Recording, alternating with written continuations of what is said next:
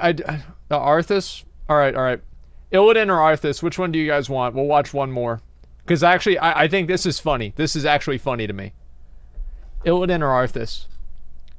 Arthas. Okay, everybody wants Arthas. Okay. I actually wanted Illidan.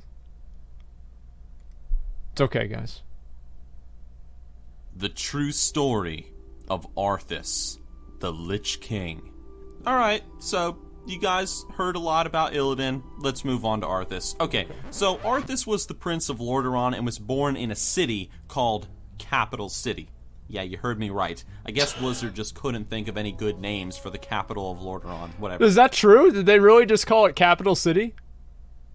I don't remember that at all.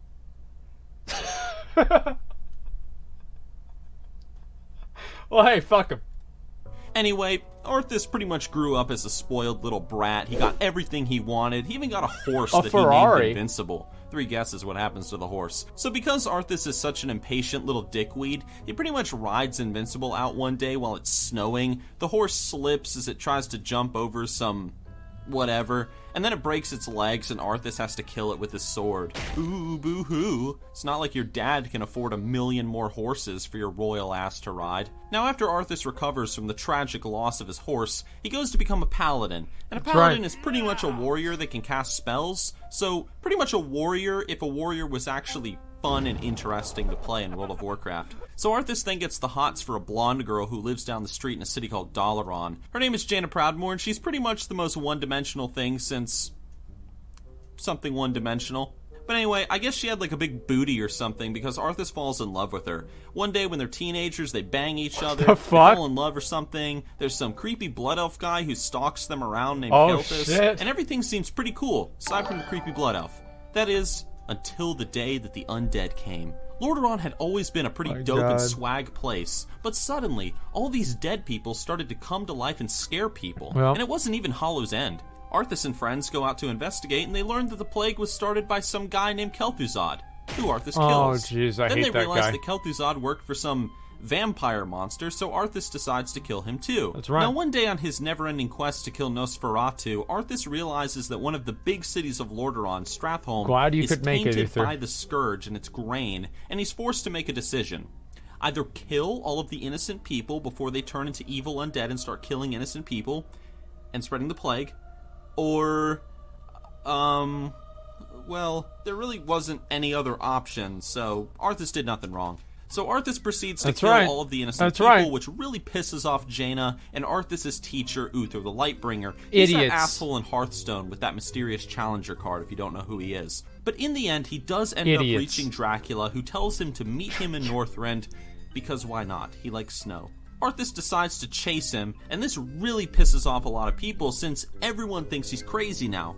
In Northrend, Arthas finds a magic rune blade called Frostmourne that totally wasn't cursed in any way, shape, or form. He kills Nosferatu, and then he wanders off into the snow to never be heard from again. That is, until he came home, murdered his father, destroyed his entire kingdom, and pretty much became a super awesome badass. To just prove that he's such a badass, he goes and destroys the entire High Elf kingdom up in Quel'Thalas because he was sick of their shit, and he had to bring Kel'Thuzad back to life since, Sylvanas. Well, Arthas didn't have any friends. He corrupts a thing called a Sunwell, which nobody cares about. A bunch of elves are really sad, which is awesome.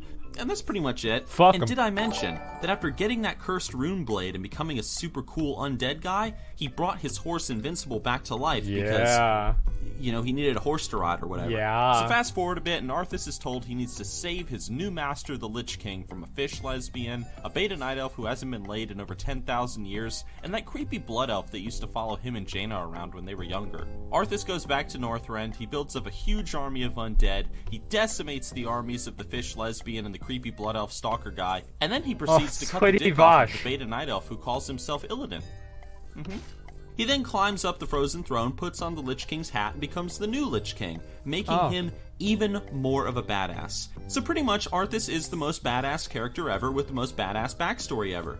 Sort of. That is, until Wrath of the Lich King, where Blizzard turned him into a whiny, no-good moron who didn't have a single strategic thought in his entire head. After every encounter or battle that we had with the Lich King in Northrend, he would just say, "Haha, losers, I'll get you next time," and then he would run away like a little bitch. It's pretty dumb, I admit. After That's true. Arthas loses pretty much complete control over Northrend, a bunch of heroes and an old perverted man attack Ice Cream Citadel. The old man gets frozen in an ice cube for the entire fight, and a handful of random heroes manage to take down the Lich King. Oh, wait, hold on, sorry. Actually what happened is all the heroes are killed at the last second, and then the old man pops out of his ice cube and saves the day instead. Oh. So laugh, So Arthas dude. dies all dramatically. He sees his dad one last time, whose fingers kind of look like sausages. And then a random character that no Horde player gave a damn about becomes the new Lich King. But you see, this Lich King, he's on fire. Oh. Ooh, how original. And, that's pretty much it. That's the story of Arthas. Okay. Okay, I think that was pretty good.